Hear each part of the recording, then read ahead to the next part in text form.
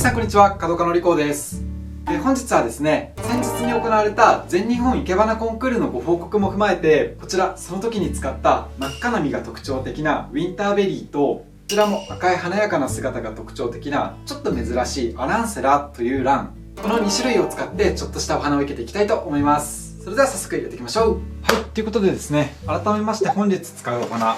まず1種類目がこちら、真っ赤で綺麗な実が特徴的なウィンターベリー。日本にも同じように赤い綺麗な実をつける梅もどきという植物があるんですけど、そちらととても近しい植物でして、ウィンターベリーの別名は西洋梅もどきなんて呼ばれています。西洋と名の付く通り、海外から輸入されてきたものになりまして、日本原産の梅もどきと違って、実一つ一つが結構大ぶりなんですけど、枝一本一本の形、枝ぶりというのは割と直線的で淡白なイメージですね。梅もどきの方がもうちょっとゴツゴツとしていたりとか、枝一本一本に曲がりがあって、要するに味わいがあるので、生け花とかではすごく好まれて生けられますし、こういう伝統的な形を持つ古典花ではしばしば生けられます。ただフリースタイルの自由化になってくると、こちらの方がやはりすごく華やかなので、花店とか行くと割とこちらの方が好まれて生けられる印象ですかね。この時期にはちょうどクリスマスとかなんかにもぴったしです。で、皆さんもうお気づきの方もいるとは思うんですけど、枝黒くないですか？これもともとこういう色ではなく、元は茶色い色なんですけど、今回花店で使う際に私が一本一本ペンキで塗ったものになるんです。なので知ってる人は、枝黒く塗ったなーなんて気づいた方もいらっしゃるんじゃないかな。これもペンキがつかないように気をつけてはいたんですけど、ちょっとついてるところもありますね。こうやって苦労して一本一本塗ったわけなんですよ。で、この実ラズベリーみたいで美味しそうって思う方も結構いると思うんですけど、もう完全にこちらは観賞用でして、ちょっと調べてみたところ食べれないことはないらしいんですけど、苦くて食用には適さないんですって。そんなことを言われるとちょっとどんな味がするか興味がありますよね。ということで、リコー先生の食べてみたシリーズ、以前にも 2,3 回なんか興味ある実を食べたことあるんですけど、全部まずくて撃沈でしたね。ちょっと色がついてないところを選びたいんですけど、どこもやっぱペンキがついちゃってるな。なんかいいとこないかな。これ綺麗だぞ。で、本来観賞用の植物というのはもう食べる前提では作られてないので、結構農薬とか使われてると思うんですよね。だから皆さん絶対真似しないでくださいね。とりあえずアルコールをかけとけばなんとかなるだろうっていうアルコール信者なんですけど、一粒だけいただきます。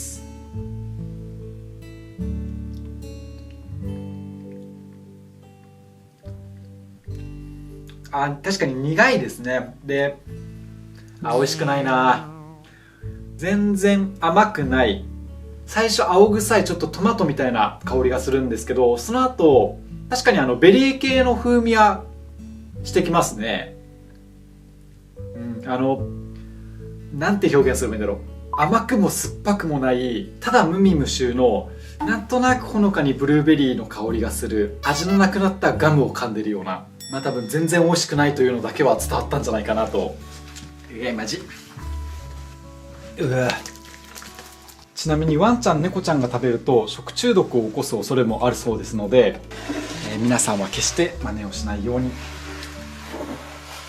そして2種類目がこちら、ランらしい華やかな姿が特徴的なアランセラですね。これは結構珍しいランというか、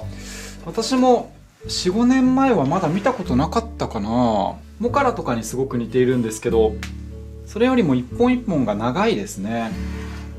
で、こうやって付け枝だったり花も一輪一輪がたくさんついてる、そんな特徴を持つランになります。他の先生方がこれ見た時も結構驚いていたりとか、モカラとかデンファレとか、似ているランはたくさんあるんですけど、そのあたりですかなんて聞いてくる方が結構多くて、ここ 2,3 年前ぐらいから出始めたランかななんていう印象なんですけど、最近いろんな新しい花出てますからね。こうやって一輪一輪はランらしい歌詞をしてますね。で、花店で使ったものなのでちょっと疲れてるランももうあるんですけど、今見てもらったランはすごく元気ですし、もうしばらく飾れそうなので今日生けていこうかなと。もうこれざっと花店終わった後に花瓶に詰めただけなんですけど、これだけでも華やかで綺麗ですね。ちなみにせっかくなのでこのお花で解説しておくと、生け花というのは色と線と塊っていうとっても大切な3要素があるんですね。これをテーマにまた動画で何本か撮ってもいいんですけど、今ご覧いただいているこちらの花、無造作に入っているようでいて、中心部分ものすごくボリュームがあって、そこからこういう軽やかな線が飛んでる、こういう線ですね。でこういう軽いイメージに軽いガラスも合ってますし、水が下すっきり見えてるし、色は言わずもがな赤い華やかな色合いを持ってるので、こうやって1種類が無造作に入ってるとは思うんですけど、実は中心の塊、真っ赤な色合い、あとは器とのバランス、そういったところが調和されて綺麗に入ってるのかなと。ちょっと余談にそれちゃったんですけど、今日使う器がこちら、陶器の花瓶ですね。ウィンターベリー黒く塗ってあるので、花瓶も黒いものを使おうかなと。これ向きによって白い部分も見えたりするんですけど、今日はこの辺ちらっと白い部分見せながら、黒いところをメインで生けていく。口の中にウィンターベリーが残ってるわ。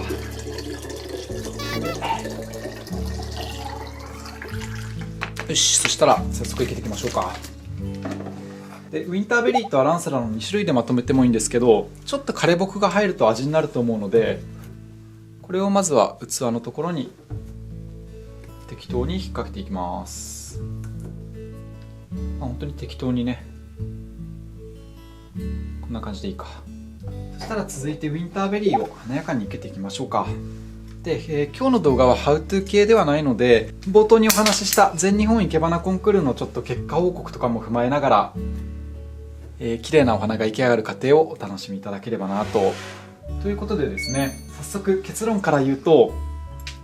今年は足立区長賞という賞を無事いただくことができました。作品はこんなものを生けたんですけど、いやー悔しいっちゃ悔しいですね。一等を狙ってたので。ただ生ける前から好みは分かれる作品だろうなとは思ってまして、先ほどもご覧いただいたんですけど、こうやって植物に色を塗るというのが造形に理解のある先生だと、よく見かける手法ですし、狩矢崎さんとかも好んで植物に色を塗ったりとかもしてると思うんですけど、自然のお花が好きな方からすると見た瞬間にちょっと拒否反応を起こすような、そんな表現でもあるんですね。である意味そこは承知の上で、拒否反応を起こすよりも黒と赤のそのインパクトとか、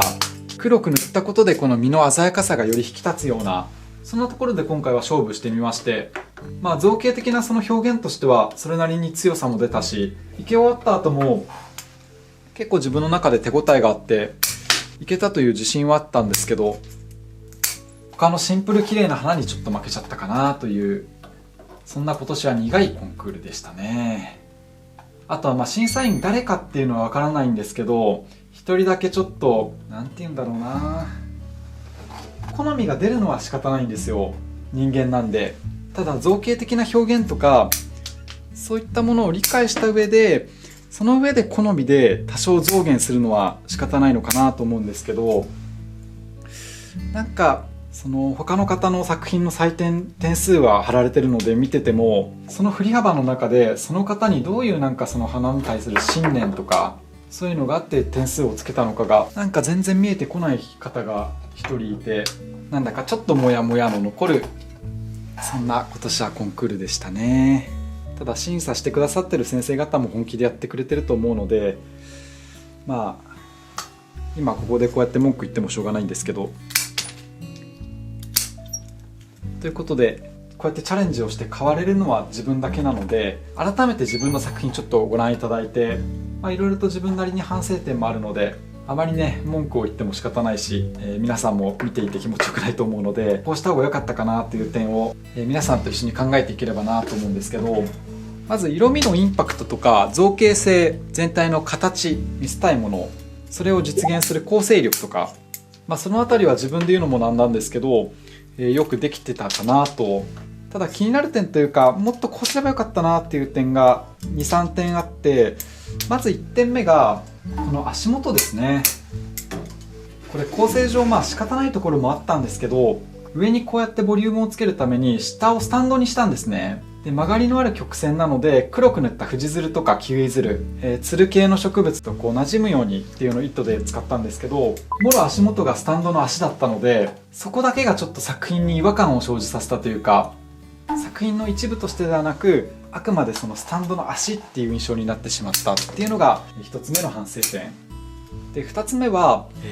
この動画でもよく皆さんにお話ししてると思うんですけど、生け花というのはやはり左右非対称っていうのがポイントにはなってくるんですね。でこの作品で言うと、外側の黒く塗ったうねうねとした富士鶴とかキウイ鶴とか、ああいったものが一本一本やっぱ動き違うので、アットランダムに見える結果、決して左右対称ではないんですけど、見方によるとちょっと綺麗にまとまりすぎちゃったのかなという、もう少しなんて言うんでしょう、左右で大きくこう張らせる部分と密の部分を作ったりとか、あるいはもう少し間を空けるとこは開けたりとか、そういう変化があってもよかったのかなと。中心の実物を使った赤い角、これはですね、今日使ってるこのウィンターベリーとつる梅もどきと野バラと、そんなところで丁寧にまとめまして、角の力強さとか色味のインパクト、下の軽やかな空間との対比、あとはこれを作り込む造形力とか、そんなところはきちんと入ったなとは思う反面、これすればよかったなという、ちょっと来年の反省というか、来年もうすでにこれしたいなっていうアイデアがあるんですけど、そんなところもちょっと改めて自分の作品を見て反省ですね。ただただ本当にいい花がいけたい、見た方の心を動かすかどうかになりたいというところで、引き続きまた1年精進していきたいと思います。で今年ですね、自由化で1位を取ったやつが、私と同い年でそいつも本当に生け花が好きで生け花バカみたいなやつなんですけど、同世代なので本当に悔しい反面、ものすごく嬉しいですね。今その全日本生け花コンクールに出品してきてる人たちが結構若い世代とか同世代が多くて、本当になんか雰囲気が良くなってきてるなと思っていまして、特にその1位取った子は同世代の中でもその植物を見る目とか才能がずば抜けてるなと思うんですけど、ここで満足したりとかおごったりせず、例えば今上の先生方と一緒に新生け花主義っていう大きな作品を生ける2年に1回行われている表現の加点があるんですけど、そこはやっぱある程度大きな作品をまとめる力とかが必要ですし、そういうとこにゆくゆくは一緒に出せるようになると私としてもすごく心強いですし、自分たちの表現を磨き合える、そんなライバルになってくれるんじゃないかなと非常に期待を持っております。今回の生け花大賞で普通に負けちゃったんで、負け犬の遠吠えのような感じなんですけども、YouTube 見てくれてるみたいなので頑張ろうね。ということで今日はですね、全日本生け花コンクールのご報告も含めて、こんな華やかなちょっとしたお花が出来上がりました。はい、いかがだったでしょうか。本日の動画が面白かった、ためになったという方はチャンネル登録や高評価をポチッとよろしくお願いいたします。それではまた次回、バイバイ。